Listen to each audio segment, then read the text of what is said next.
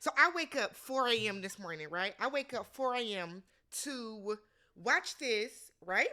So I come in and I'm rooting. I'm rooting for Steven. I got Steven's back. Like I'm on Steven's side.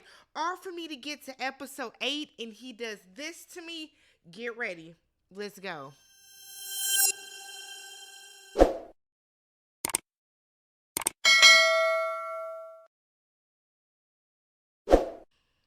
What's up, everybody? Welcome and welcome back to the channel. I'm Tammy. This is Tammy Talks. We are here to talk Love is Blind Season 7, Episode 8, Dirty Laundry. We got dirty in this episode, and we're going to get even dirtier in the recap. Are you guys ready? Let's do it. If you haven't already, don't forget to subscribe to the channel, thumbs up the video, and leave a spoiler-free comment down below. Some of y'all got beside yourselves earlier today, and that's okay. You didn't know, but snitches get stitches, so you've been blocked, okay? But for the rest of you, I appreciate the comments. We had good conversation all throughout the day. We're going to have good conversation all throughout the night. We have things to talk about tonight. Steven, you have embarrassed me. How dare you? We were all rooting for you. What was it? What did Tyra Banks say? I have never yelled at a girl like this before in my life. I can't even yell because I've been at work all day. But like, Steven, we'll get there. But first, we start with Ashley and Tyler, okay? So she's asking him, how involved do you want to be in the wedding? He said, very involved. Very involved. I want to know the weddings, the flowers, the colors, the cake. She was like, oh, you can be co-counsel, but like, this is my wedding. So they agreed to let him name their son. I'm sure Tyler Jr. is already picked. Tyler Jr. is probably already picked. So, or is he gonna Brian McKnight this baby? You know what? It's cool. Let's go. Let's go. Steven and Monica. You know what? I know what we gonna do. I know what we gonna do for Steven and Monica. Hang tight, y'all. Let me get y'all set up just right. Let me get y'all set up. Steven and Monica. So they are at a pressed flower workshop, okay? And she been asking for these damn flowers. I want flowers. I want flowers. I want flowers. So Steven said, cool, I'm going to take you to a flower shop. Honestly, it looked like a really, really cool thing to do. I would love to do it. So I'm thinking, girl, are you happy now? Are you happy now, sis? So, Monica, they do a little press flower situation. Monica wanted the lady to pick between the two of them and say who has the better little situation. Now, Monica, I thought that was petty, okay? Because you just knew you were going to have the best one, but the lady liked Steven's color scheme better, but she made it up to you. I like how yours is evenly distributed. I was like, girl, you don't like Monica's, and you can tell her you like Steven's better. So Monica's face cracked when the lady told her that, but it's okay. It's okay. So we find out that Monica's dad does not want to be on camera, but he still wants to meet Steven. And her dad is like, I'm still going to walk you down the aisle. Just tell Netflix and Tutum and Love is Blind, don't put the camera on me. Just have it on you. Squeeze that frame in nice and tight. So I'm like, okay, great. This is awesome. I'm excited for them, right? Monica then said that her dad keeps asking her, how do you know he's not lying to you? I said, look at a parent's intuition. Cheers to you, Dad. Let's take a sip. Cheers to you, Dad, because it's something about these Stevens. Wasn't it Steven on UK that embarrassed us too? It's the 3/5 African king. He just, whatever. So Steven said that he feels relaxed, and this is where he is supposed to be right now. And he knows it. By God, he knows this is where he is supposed to be. I said, okay, but you showed your ass later, Steven. I am so upset with you. Oh my God. Nick and Delulu. So We find out Nick lives at home. So whatever you heard me say about Nick taking out the garbage and all that stuff in episode 7 for my recap, ignore that. Nick live at home and he don't do nothing at home as we can see. So we find out his mom is very religious and he thinks that Hannah, he thinks his mom will feel that Hannah not being religious is okay. I come from a very religious family, right? My uncle's a pastor, his brother is a pastor. On my dad's side, deacons and choir members and mothers of the church, very religious family. My mom's side and my dad's side, they would not be okay with me bringing home a heathen. They wouldn't. They just wouldn't. They would not judge that person outwardly and be like, "You're going to hell," but they would definitely be kind of side eyeing, just being real about it, right? They would not be rude to that person, but I would definitely get a Tammy. Let me talk to you real quick. Let me talk to you real quick to the side, and I would definitely have that type of conversation with them. But we're at his family house, and he's taking her through and showing her all the different spaces. He lives in the basement, okay? And now this isn't like the basement apartment. Oh, y'all remember on Married at First Sight when old boy lived in the basement? This wasn't even fixed up like that. This is literally a bedroom that's just in the basement. But he lied about having a pool table. He told her I got a pool table. Meanwhile, it's in like a random room that has like just shit on top of it. So basically, it's just collecting dust. Cool. Hannah Delulu said that she was picturing this like extravagant pool table, crushed purple velvet, and all this liquor behind. Did he tell you it had all that, or is that what you assumed? Because you heard that he coulda, shoulda, woulda, maybe had kind of somewhat was one kick away from the NFL. Is that what you heard, Delulu? I would have to rewind it. He then tells her that he doesn't bring girlfriends over, and she is the only the third person that has ever seen this space. And I'm like, score, good for you. So he said he's been there the past 2 years with his parents. So this is the thing. He said that he was but he said that he almost got to the NFL. But then he said he lives. I don't know. Nick been living with his parents. He said he's cool with it. He's not ashamed of it. He's 28. I'm not judging him for it. If that's what you want to do, Nick, I hope that you just have like a fat ass bank account now. You should have been saving. Whatever money that you could have been putting into rent, you should have been setting that aside into a savings account. So here's to hoping that Nick has good savings, okay? He then said that they will probably move in together right away. And she was like, definitely not moving here. Did he ask you to, Delulu? No, he didn't. He said y'all were gonna move somewhere together. Hannah seems to be okay with the fact that he lives at home. At least that's what she's putting on. Oh, she must be. He said he brought it up in the pod, so kudos to them, all right? We get to Marissa and Ramsey's. So they're meeting her friends at a restaurant. All her friends look alike. Her and her friends, they all got the same face. Okay? But they start talking about his reaction to her being in the service. Now, I took it as all of her friends had been in the service at some point because they all were like mortified, right? So Marissa said this is her first time ever dating a guy that wasn't excited and impressed by her being in the service. And I thought that was interesting, and I'm glad that she said that because what I took from that is Marissa is used to people coming up to her, and after she says, I served in the Navy for 8 years, oh my God, thank you for your service. She's used to getting that type of reaction because on the average, that is what people do. Whenever I hear of somebody that is in the service, whether active reserve or they're now retired from it, I always thank them for their service. I was in my elevator like maybe a month ago at my apartment, and I met my neighbor.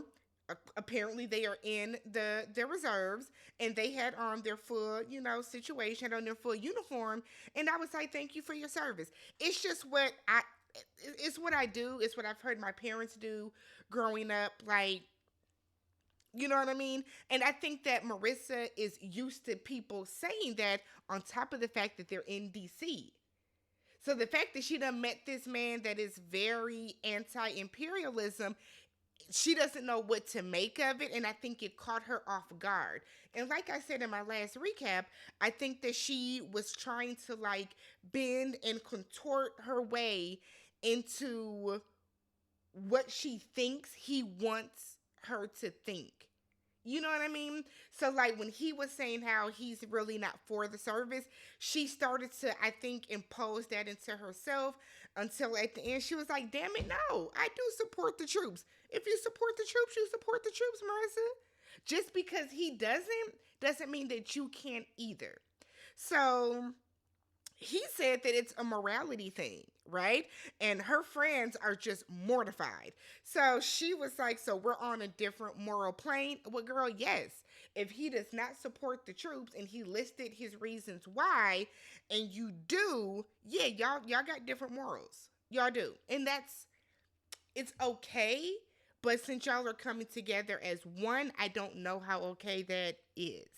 So he then goes on to say that he doesn't judge people based off of them being in the service, right? He said, just like if I see someone with a MAGA hat on, there are times where I think that, they could be a good person. Bullshit.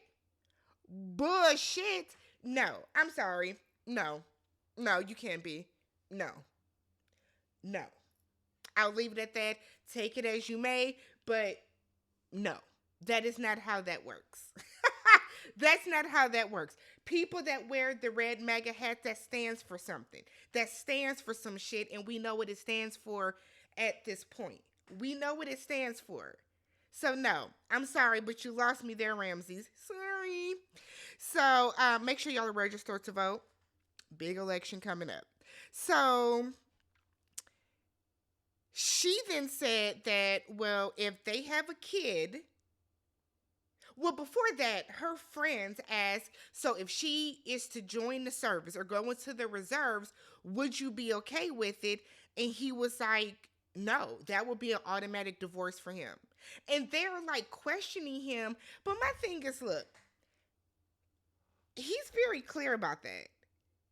If he does not support the military, he does not support the troops, he more than likely does not believe in war, he has all these issues with it, why do y'all think that he would be like, okay, you're going to go and do something that I am very firm against, that I am deep down in my loins am against, and stay married with her? No, that's a conflict of interest, right?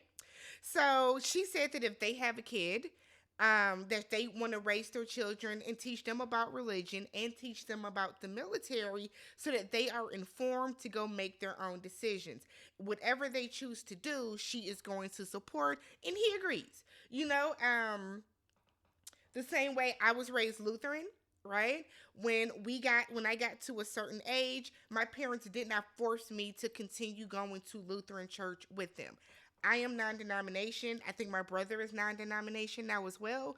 So like you get a choice when you get older. All your parents can do is teach you the way that they see best. Now, do you have to follow that path? You don't. You don't. So I like the fact that even though she's very seemingly anti-religion and he is seemingly anti-military, they are still willing to expose their children to that. These fictitious children, they ain't got no children yet, but that they're willing to expose their children to that to make sure that they are well-rounded and informed to give them their own choice. So kudos to them. Her friends seem okay with that, so cool. Alex and Tim, y'all, this almost had me. This almost had me, right? So her dad is the only person that does not know about the experiment, right? Now remember, Alex said that both of her parents have MS. So now I don't know if that was her dad's wife or if that was her mother. That wasn't clear to me. Could have been her dad's. Could have been her dad's wife. Nonetheless, um, Tim is outside cooking some steaks, cooking some chicken, and she tells him, "Look, because my dad's not mobile, so we're gonna all sit down and talk and eat a little bit, and then the rest of us are gonna get up and walk away so that you can talk to my dad." And Tim is like, "Cool, I'm ready, I'm with it." So she has a really good looking family, like beautiful, beautiful, beautiful, beautiful melanated family. Loved every single person. So her brothers. Okay, y'all watch that little white girl that be cooking tiny younger, or is it teeny?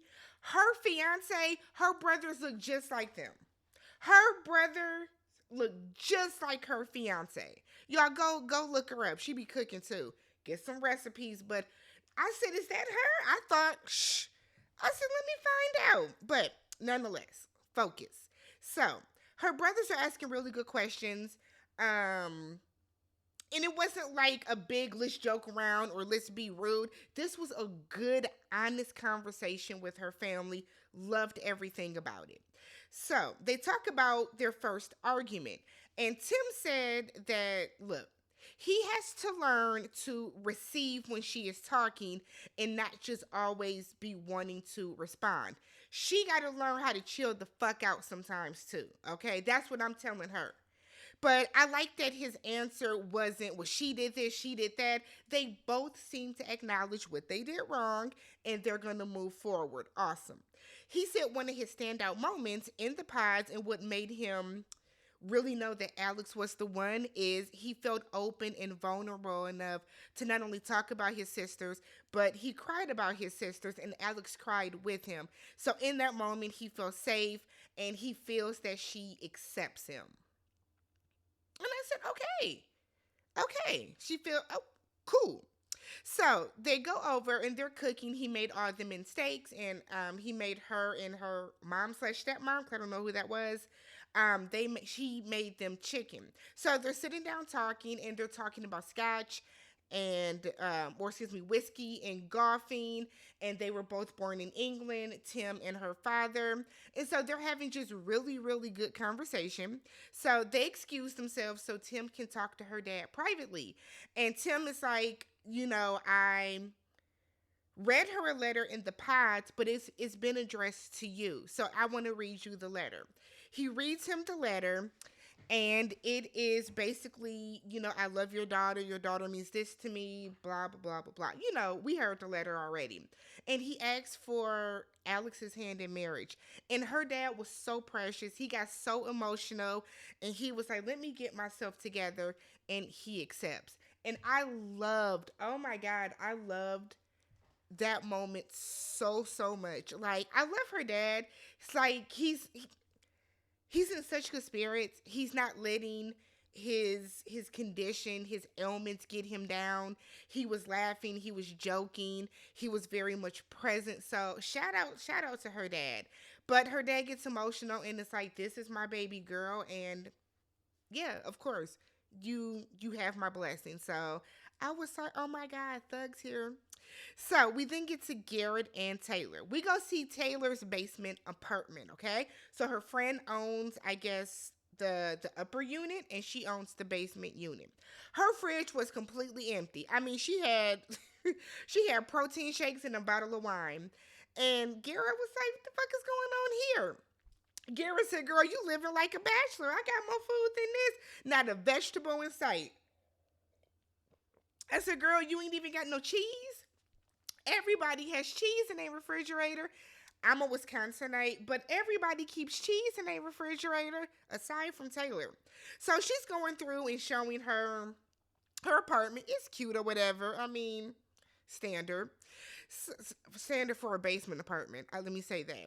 So they then start to talk about where they're going to live. So he lives in Fredericksburg, or she calls it Fburg, earlier, and she wants him to move to San Diego with her. So apparently Taylor is from San Diego. Her family is in San Diego. That's where she wants to raise children.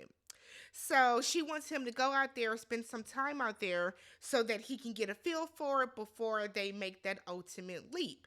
And he's like, okay, I was open to it. I am open to it, but I gotta be real with you. It's a long way from my parents. I live close to my parents. My family's important to me. Like you know that you saw that when we all met. And he's like, I don't want you to think that I'm not excited, but I know that my parents are not going to be excited. My parents are not going to be thrilled because, we're all super close and tight knit. So he's like, his lack of excitement is just coming from how his parents are going to feel, but I'm still 100% on board. His biggest concern is look, I want us to be present with my parents. I don't want us to just like move to San Diego and then that's it. Like, if we're raising kids, I want my parents to have that grandparent grandchild relationship. Like, I don't want them to just see the grandkids once a year, dump some toys at them, and kind of know them through a phone. Now, I grew up living maybe 7 or 8 blocks away from my maternal grandmother and then maybe 10 minutes away from my paternal grandmother. I saw my grandmothers often. And there is a special bond and there is something to be said about living in close proximity of them. Now, we know that is not always the case. Everybody can't have that experience, but I think for Garrett, the fact that his family is so close and so tight knit, like that's important to him. And so Taylor was like, "Look, I I work remote, but I still do stuff for DC. So like, I'm still gonna be flying back here often." And she's like, "They will still have that grandparent relationship because I have a bunch of family out there. We'll still have that tight knit family unit. Like, cool." Garrett is still open to it. Garrett is very much so open to moving to where where she wants to go. So I hope it works out for him. Y'all see that picture with his hair flowing and he's looking like old boy from You? Some would say it's a good look, but when I saw Garrett with his new hair, it gives me Joe from You. So we then get over to Steven and Monica. So we find out that Steven lost his job.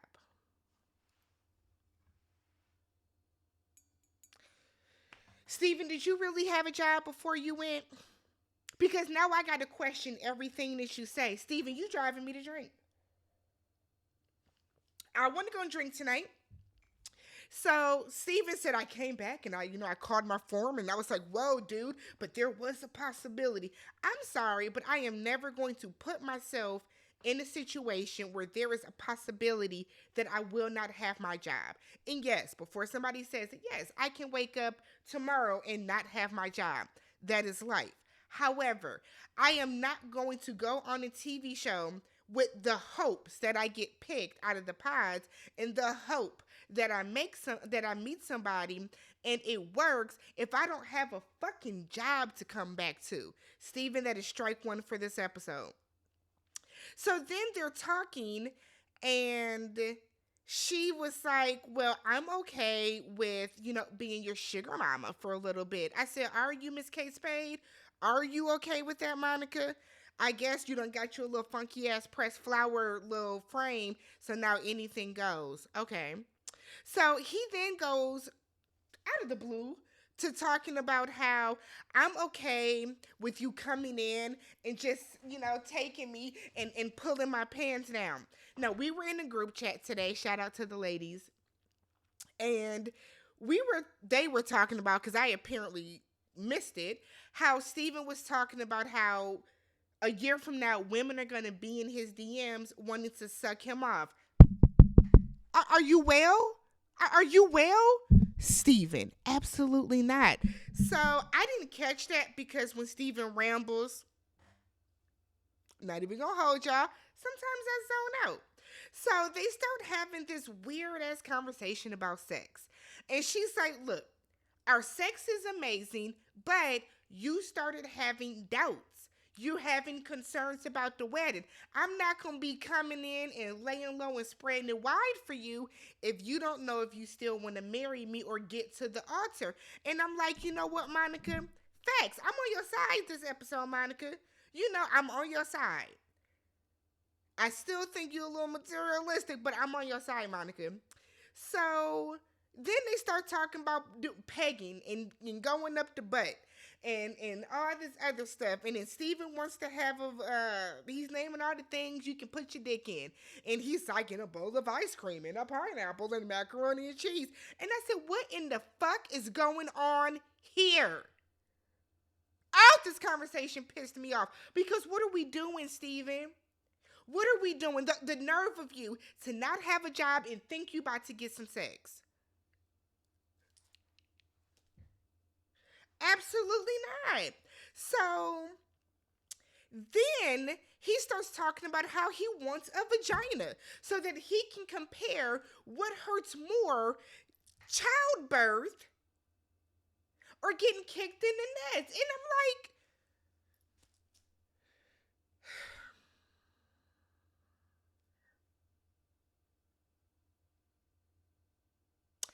they then start talking about sex again, and you can tell she's over it. You can tell that Monica doesn't want to talk about it on camera because she's embarrassed, as she should be. Hell, he should be embarrassed. And so now they're talking about how you can lead with sex, but you can lead with sex. Who cares? Steven, you don't have no job. The same way Delulu don't have no job. Did you quit your job to come on here like Delulu did? Because maybe y'all asses should have been together. So then, speaking of Delulu, let's go on over to their house. So Delulu was over there, and she's sweeping, and she's like, what is filthy in here? And she's cleaning, okay? Nick comes in, and it's like, I'm going to change my shirt. This one is smelly. Why? Why is the shirt smelly? Why is the shirt smelly? The bigger issue is that Nick goes in and just puts on a different shirt. I didn't hear no water running. I didn't hear him say, let me hop in the tub. You didn't even take a hoe bath, Nick. So you came home musty from work. You're a real estate agent. Why are you musty? Why are you musty? So Nick comes home musty and decides to take off this musty shirt and then put another. How do we know that shirt was even clean? I ain't never seen nobody button up no shirt that fast. It's given the shirt was already.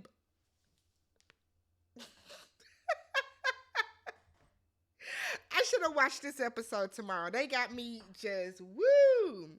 So Nick bring his musty ass out in this black shirt, and she's like, okay, take out the garbage. So Nick goes, takes out, it looked like he just threw the shit in the hallway, but he goes and takes out the garbage.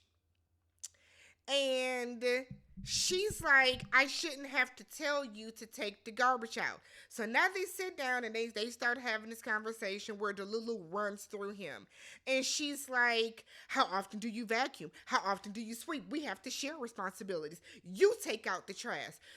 When you do your laundry, you do my laundry too. The dog is my responsibility. The dog is your responsibility. We share everything. I sweep every day. I vacuum every day. And I'm like, damn, girl. Sir, yes, sir, bitch. Like, there is a way to talk to people, okay? Now, Delulu, you were right, okay? I'm gonna still call you Delulu because, whatever. But Delulu, you were right, okay? You were right. Let me give you your point. You were right. You do have to tell Nick what to do, okay? You might be a little more mature than Nick. You might be. It ain't by much. It's given this, okay? It's not by much. So she then starts asking him, so are we going to split bank accounts? Are we going to have a joint bank account or stay separate? And he was like, what do you want to do? And she's like, well, if you have $50,000 in debt, that becomes my debt. And he's like, well, good thing I don't have student loans or debt. And she was like, well, I do. This why you call Delulu. Girl, what? Okay. She thought he was going to say he had some debt too and it backfired on her ass. So then she's like, I just feel like I'm more financially literate than you are. I've been living on my own since I was 18. I've been paying all my bills myself, and you don't pay any bills. The only bill you pay is your car. Your parents pay your car insurance. Your parents pay your phone bill. Are you going to take that back from them? And I'm thinking, girl, why block your blessings? Why block your blessings? If his parents have him on the family plan, I guess I don't see the big deal in that. Why do you want to create a bill? If his parents are okay with paying that phone bill and him being part of the family plan, girl, see if you can get on there. See how many lines they got over there. Can I be the fourth? I feel like in this segment, in this conversation, I feel like Hannah was trying to assert herself as better than him, as more responsible than him. But it's to me, it's stupid to be like, oh, well, let's take all the bills that your parents pay and let's take them. And I was with Nick. Hell, if they want to pay my phone bill for the next 2 months, let them, or 2 years, let them pay the phone bill. What's it to you, Shelly? You ain't out there. Y'all know that movie reference? Let me know if you do. So she looked just disgusted with him, and then she starts talking about stocks, and she's like, well, do you know your stocks and your 401k? And he was like, stocks don't make you more financially successful. I said, oh, polo ting ting. Polo ting ting. So she's like, well, I'm not stupid enough to be in a high invest. And I'm like, look, Hannah, you're doing too much. Hannah, you are talking at him, not to him. And I feel like at some point, Nick is gonna wild out on her ass because I just like, I don't know. I don't like when people talk to you. Like, he's not financially literate, right? A lot of people aren't. A lot of people don't know about stocks and bonds and CDs and certificates. A lot of people just don't. A lot of people do simply put their money in their 401k, and whatever their job has it set, that's what they go as. So instead of you educating him, you're downing him about it.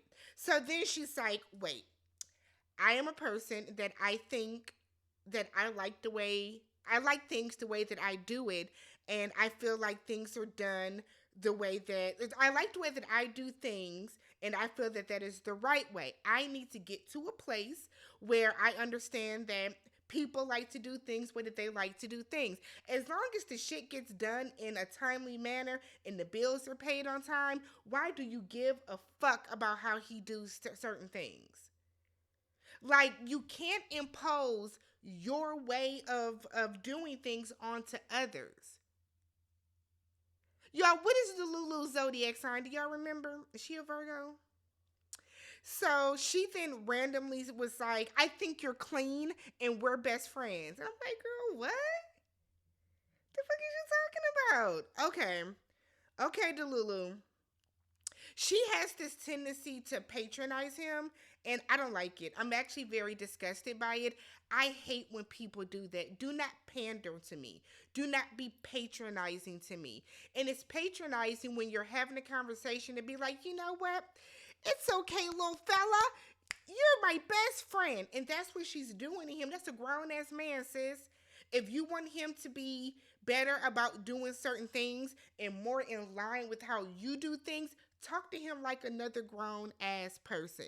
Don't do that. Don't do that, Delulu. Because when he check your ass, you're going to be the main one sitting over there crying. I would like to see it. So, Ashley and Tyler. So, Tyler goes to meet Ashley's dad, okay? He said that he's going to make Ashley feel safe and protected, and I'm like, He said that he's not a cheater and he will not lie to her. He's going to share everything with her. Did she share those 3 kids? Okay. He's going to share that child support bill too. He then said that her emotions are safe with him.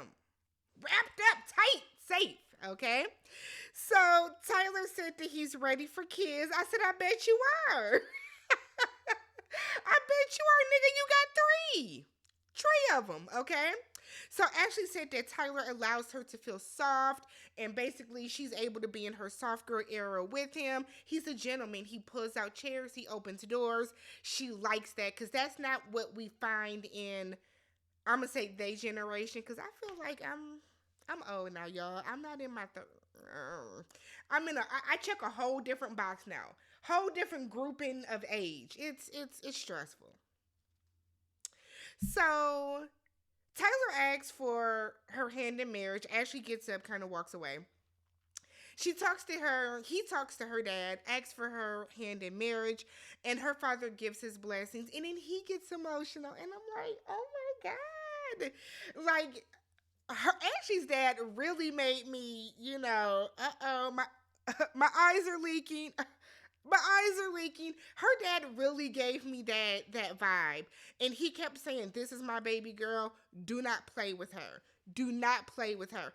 I would be okay if her father just hauled off and like knocked the shit out of Tyler. Because if Tyler did not tell Ashley in the pods that he had 3 kids, Claude have mercy.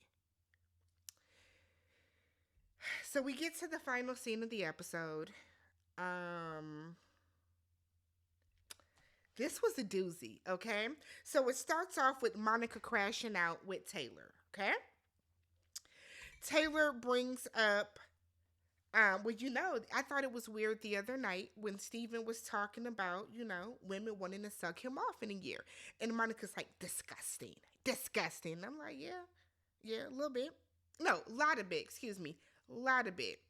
So Monica said that Steven was supposed to go to a sleep test the night before, but I don't know if he did go to the damn sleep test. He didn't sleep here. And I said, well, what's going on? So I had to sit up. I said, well, what's going on? Y'all, when Steven walked through the back of that scene, I hollered.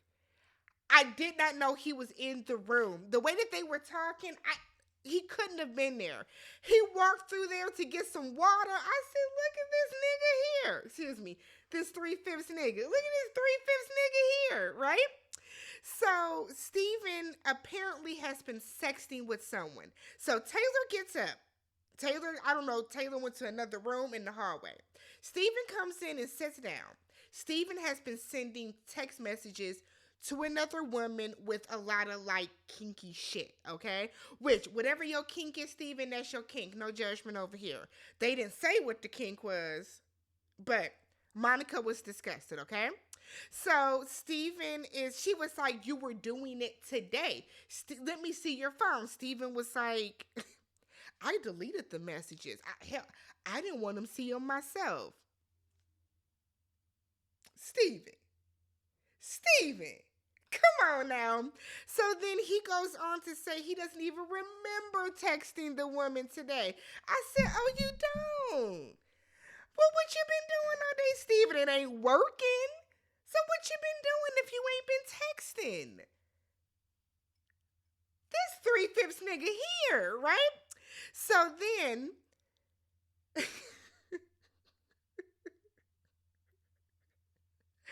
he said, this came on the heels of the conversation from last night. I was with Monica. Don't you dare. Don't you dare. Don't you dare try to put this on her because she said we not fucking because you're concerned about the wedding. So then he was like, no, it's on me. And so Steven, I'm clocking it now. Steven has a little pandering voice too. Oh my God. Yeah, I understand. And it's on me.